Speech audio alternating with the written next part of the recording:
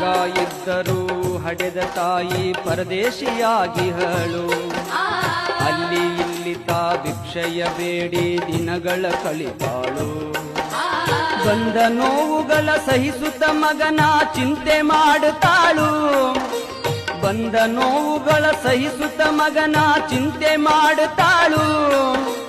ಕಣ್ಣು ಕಾಣಲಿಲ್ಲ, ಕಿವಿಯು ಕೇಳಲಿಲ್ಲ, ಎಷ್ಟು ದಿನ ಇರುತ್ತಾಳು.